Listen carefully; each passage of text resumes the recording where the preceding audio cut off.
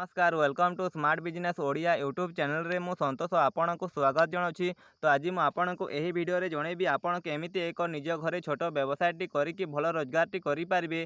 तो आपण को यही व्यवसायटी हूँ देसी कुकुड़ा पालन। आपण निज घरे रहीकि केमिति देसी कुकुड़ाटी पालन करेंगे, केमिति कौटू चिआँ आणवे, केमिति पालिबे, केमिति बिक्री करेंगे, मुझे आपण को संपूर्ण डिटेल वीडियो रे जनइदेवी।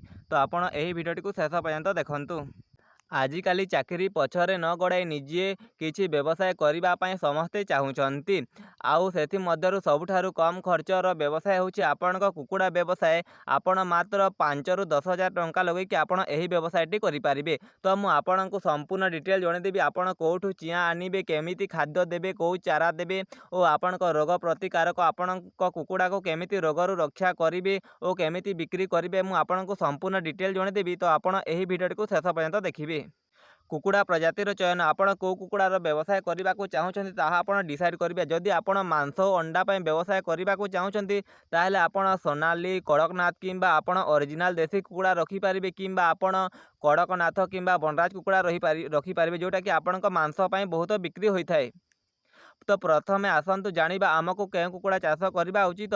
जदि आपण संपूर्ण ओरिजिनल देसी कुकुड़ा पालुछंती तेबे आपण से कुकुड़ा गुड़ी को आपन को 6 ରୁ 7 मास मध्य लागिवो से कुकुड़ा को बढ़िबा पई। तो आपण जदि एबे तो आपणक देसी कुकुड़ा अपेक्षा आपणक जो हाइब्रिड कुकुड़ा अच्छी जोटा कि आपणक मांस अंडा पई बहुत मात्रार डिमांड रही है।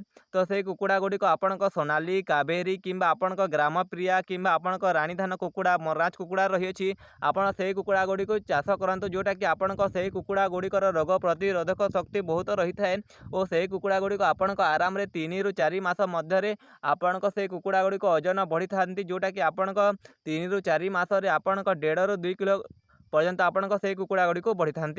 तो आपणक एरिया रे डिमांड रे देखिए आपणक एरिया रे जो डिमांड रे जो कुकुड़ा रही है आपण से कुकुड़ाटी को पालन करंतु। द्वितीय एवं सबुठारु गुरुत्वपूर्ण कथा है कुकुड़ा पाई घरटी एमिति हेबा दरकार जेउठी पवन और आलोक भल भाव में यातायात करुथिबो। सेमानंक चट्टाण रे आपण धान कुंड किंबा काठ कुंड मिनिमम 2 ରୁ 3 इंच मोटा बिछाइबे जहाँ को आमे लीटर कहू। यह घर को सुखिला रखे। तो प्रथमे आपण कुकुड़ा पालिबा पई आपण एक छोट घर दरकार पड़िबो जोटा कि आपण कुकुड़ा फार्म पई आपण को छोट घर दरकार पड़िबो।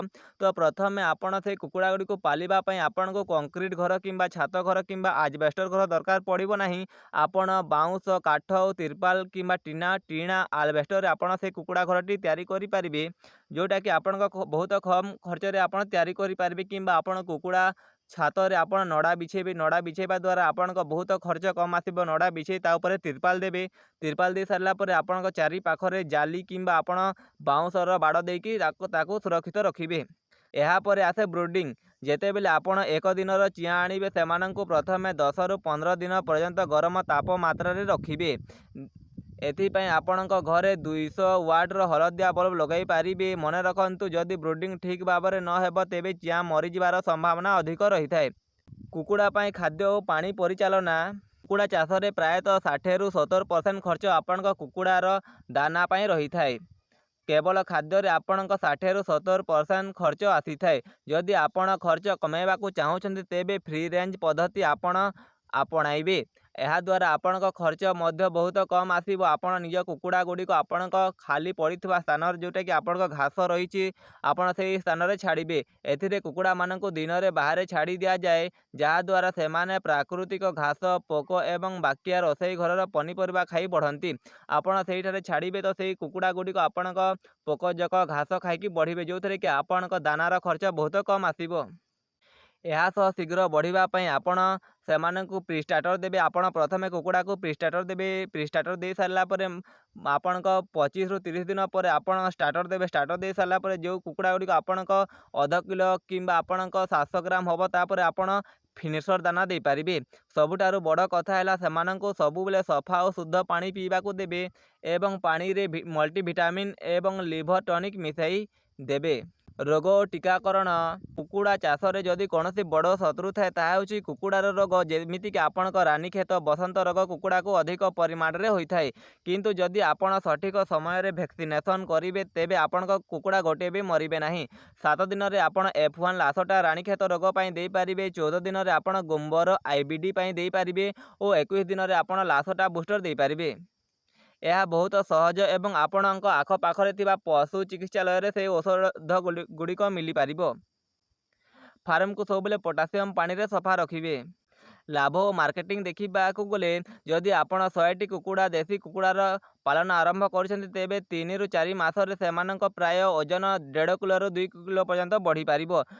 ବଜାରର ଦେଶୀ କୁକୁଡ଼ା କିଲୋ ପ୍ରତି ଆପଣଙ୍କ 300ରୁ 400 ଟଙ୍କାରେ ବିକ୍ରି ହୋଇଥାଏ। ସବୁ ଖର୍ଚ୍ଚ କାଟିଦେଲେ ମଧ୍ୟ ଆପଣ 100ଟି କୁକୁଡ଼ାରୁ ଆରାମରେ 15ରୁ 20,000 ଟଙ୍କା ପର୍ଯ୍ୟନ୍ତ ଆପଣ ଲାଭ ଅର୍ଜିତ କରିପାରିବେ।